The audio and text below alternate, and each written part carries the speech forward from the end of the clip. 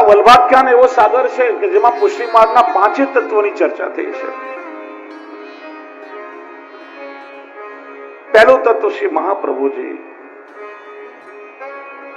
લક્ષ્મણ સૂત્ર શ્રી વલ્લભરાયજી, સ્મરણ કરતા દુષ્કૃત જાયજી. બીજું તત્વ ઠાકોરજી,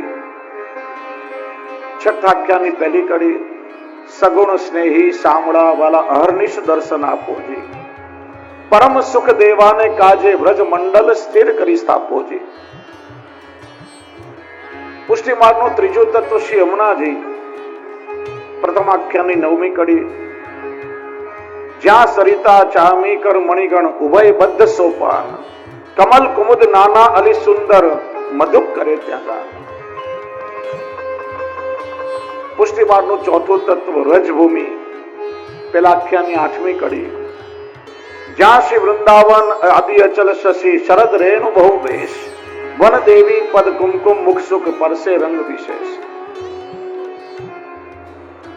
પાંચમું તત્વ શ્રી ગિરિરાજજી, 5મા આખ્યાનની 9મી કડી, જ્યાં ધાતુ રત્ન ગિરિરાજે રે, વાજેન્દ્ર બહુવિધ પેરે વાગે રે.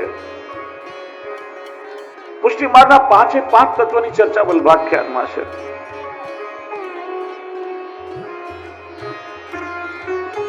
અને એટલા માટે વલ્ભાખ્યાન એક રીતે કહીએ તો પુષ્ટિનો સાગર છે.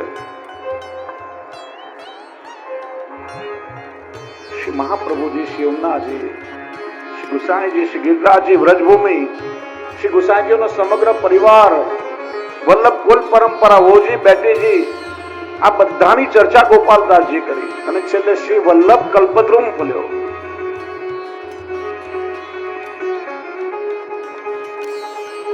અને શ્રી ગુસાઈજીના પુત્ર નહીં પૌત્ર, હજી તો એમનું પ્રાગટ્ય નથી થયું, ભવિષ્યની ચર્ચા પણ ગોપાલદાસજી કરી છે. જો એટલા માટે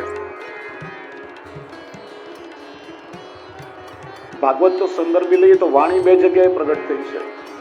એક તો ધ્રુવજીએ તપશ્ચર્યા કરી. ધ્રુવજી 5 વર્ષના નાના બાળક છે.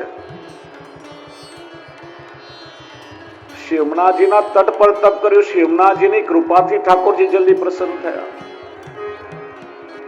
ધ્રુવ પરાશરાભિષ્ટ દે. એમ પ્રશ્ન થાય, જ્યાં ઋષિ મુનિઓ યુગો સુધી તપશ્ચર્યા કરીને ઠાકોરજીના દર્શન ન થાય અને ધ્રુવજીના થોડા મહિનાઓના તપથી ઠાકોરજી પ્રસન્ન થઈ ગયા. શ્રી મહાપ્રભુજીનું કારણ બતાવે છે કે ધ્રુવજીએ યમુનાજીના તટ પર તપશ્ચર્યા કરી છે અને શ્રી યમુનાજીના એ સાનિધ્યના કારણે યમુનાજીની કૃપાથી ઠાકોરજી જલ્દી પ્રસન્ન થયા છે. 5 વર્ષના બાળક છે, શબ્દનું જ્ઞાન નથી, મનમાં બહુ થઈ રહ્યું છે, પ્રભુની કઈ શબ્દથી સ્તુતિ કરું. અને ત્યાં ઠાકોરજીએ વેદ સ્વરૂપ પોતાના શંખનો સ્પર્શ ધ્રુવજીના ગાલને કરાવ્યો છે. અહીંયા ગોપાલદાસજીની વાણી સ્ફુરિત થઈ છે. આ બંનેમાં ફરક શું? ત્યાં ઠાકોરજીએ પ્રત્યક્ષ સ્પર્શ નથી કર્યો, શંખથી સ્પર્શ કરાવ્યો છે. અને શ્રી ગુસાઈજીએ પોતાના ખોળામાં બેસાડી અને પોતાના શ્રેયસથી અધરામૃત ચરવિત તાંબુલનું દાન આપ્યું છે. એ અધરામૃત દ્વારા એમના અંતરને સ્પર્શ કરાવ્યો છે. ત્યાં ધ્રુવજીને વાણી આપી અને ધ્રુવજીને રાજ્ય આપ્યું. અહીં ગોપાલદાસજીને વાણી આપી અને પ્રગટ લીલાનો અનુભવ કરાવ્યો છે. સ્વયં ઠાકોરજી પોતે સર્વ લીલાઓ સાથે ગોપાલદાસજીના હૃદયમાં બિરાજમાન થયા છે. અને સમગ્ર વેદ વેદાંતનો સાર એવું વલ્ભાખ્યાન એમના મુખથી પ્રગટ થયું. જો શ્રી ગુસાઈજીએ 3 મહાનુભાવોને અધરામૃત ચરવિત તાંબુલનું દાન કર્યું છે. એક તો શ્રી ગોવિંદરાયજીના પુત્ર શ્રી કલ્યાણરાયજી, જે શ્રી ગુસાઈજીના પ્રથમ પૌત્ર છે. શિક્ષાપત્રમાં આપણે પ્રસંગનું દર્શન કર્યું હતું. 10 વર્ષના કલ્યાણરાયજીને ત્યારે શ્રી મહાપ્રભુજીના ભાઈ ગુસાઈજીના કાકા કેશવપુરીજી,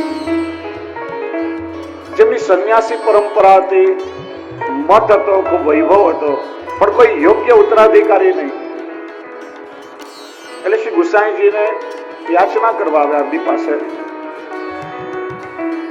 મારા પછી મારી પરંપરાનું વહન કરી શકે એવો કોઈ યોગ્ય ઉત્તરાધિકારી નથી ને તમને ઠાકોરજી કૃપા કરી 7 રત્ન જેવા પુત્ર આપ્યા છે. તમારા 7માંથી કોઈ એક પુત્રને મને આપો તો મારી પરંપરાનો પણ નિર્વાહ થાય. શ્રી ગુસાઈજીએ બધા પુત્રોને પૂછ્યું. બધાએ વ્રજ અને ઠાકોરજીની સેવા છોડીને જવાની ના કહી. અમને કોઈ વૈભવ, કોઈ સંપત્તિ કે મઠનો મોહ નથી. અમારે તો વ્રજમારી પ્રભુની સેવા કરવી છે. હવે સૌથી નાના કલ્યાણરાયજી ઘરમાં મનમાં તાપ થયો કે મારા પિતાને બધા કાકાઓએ જવાની ના કહી, હું તો ઘરમાં નાનો છું, મને તો જે બોલતા સરખું આવડતું નથી, કદાચ જવાનો વારો મારો આવશે. રાત્રે નિદ્રા નથી આવતી, રાતભર મનમાં વિરહ તાપ ચાલ્યા કરે છે. અરે મારે વ્રજ છોડીને જવું પડશે, અરે આ વ્રજાધીશની સેવા છોડીને જવું પડશે. પ્રાતઃકાલે જ્યાં શ્રી ગુસાઈજી પોઢ્યા હતા, શયનકક્ષમાં આવી શ્રી ગુસાઈજીના ચરણ પકડી લીધા. નેત્રમાંથી અશ્રુ વહી રહ્યા છે. શ્રી ગુસાઈજી જાગ્યા. અરે બાવા, આપના મુખ પર ચિંતા, નેત્રમાં અશ્રુ કેમ? ત્યારે માગ્યું, હું બ્રજ માગનો છું, બ્રજ તજ અનંત ન જાઉં. એ નાનકડા બાળકની એ ભાવના જોઈ શ્રી ગુસાઈજીએ હૃદય સાથે લગાવ્યા અને પોતાના મુખારવિંદમાંથી અધરામૃત ચરવિંદ તાંબુલનું દાન કર્યું. અને એના દ્વારા શ્રી ગોવિંદરાયજીને ત્યાં શ્રી ગુસાઈજીનું પ્રગટ સ્વરૂપ શ્રી હરિરાયજી સ્વરૂપે પ્રગટ થયું છે. શ્રી હરિરાયજી પણ શ્રી ગુસાઈજીનું પ્રગટ સ્વરૂપ માનવામાં આવે છે. આગળ ચર્ચા કરશું. શ્રી મહાપ્રભુજીના 4 સ્વરૂપ કયા. અને બીજું અધરામૃત ચરવિત તાંબુલનું દાન થયું શ્રી ગોપાલદાસજીને, જેમના મુખ દ્વારા પોતાનું વાંગમય સ્વરૂપ વલ્ભાખ્યાન સ્વરૂપે શ્રી ગુસાઈજીએ પ્રગટ કરાવ્યું છે. અને ત્રીજા માનુભાવે ભગવતી કિશોરીબાઈ, જે ભવિષ્યમાં શ્રી ગોકુલનાથજીના વહુજી પાર્વતીજી સ્વરૂપે પ્રગટ થવાના છે. એમને કૃપા કરીને અધરામૃત ચરવિત તાંબુલનું દાન થયું છે. જ્યાં ગોપાલદાસજીના મુખમાં ચરવિત તાંબુલ પધરાવ્યું, સર્વ લીલાઓ એમના નેત્ર સામે પ્રગટ થવા લાગી. જો જ્યારે ઠાકોરજીની કૃપા થાય ત્યારે જીવને કાળનું અંતરાય નથી નડતું. ભૂત, વર્તમાન અને ભવિષ્ય ત્રણેય કાળનું દર્શન જીવને થવા લાગે. વલ્ભાખ્યાનમાં ભૂતકાળની પણ ચર્ચા કરી છે. ગોપાલદાસજીનો જન્મ થયો ત્યારે તો શ્રી મહાપ્રભુજી આસુર્યામાં લીલા કરી હતી. તો શ્રી વલ્લભનું ચરિત્ર, એમના પણ પૂર્વજોની ચર્ચા કરી છે. વર્તમાન શ્રી ગુસાઈજીની પણ ચર્ચા કરી અને ભવિષ્યમાં શ્રી ગુસાઈજીના 7 બાળકો, પુત્ર પૌત્ર બધાની ચર્ચા ગોપાલદાસજીએ કરી છે. જ્યારે ગુરુની કૃપા થાય, ત્યારે ઠાકોરજીની કૃપા થાય, ત્યારે નયનન પ્રગટ લીલા દેખાવે. બધી જ લીલાઓનું દર્શન ગોપાલદાસજીને થવા લાગ્યું. અને એ વાતનું પ્રમાણ છે કે ઠાકોરજીની લીલા શાશ્વત છે. શાશ્વત એટલે નિરંતર, ચિરંતન, જે સદાય ચાલતી રહે છે, જેનો ક્યારે અંત ન હોય. વૈષ્ણવ ક્યારે એવું ના કેવું કે ઠાકોરજીની લીલા થઈ હતી, એ ભૂતકાળ નથી. અરે ઠાકોરજીની લીલા આજે પણ ચાલી રહી છે. એટલે કોઈ અફસોસ એવો કરતો હોય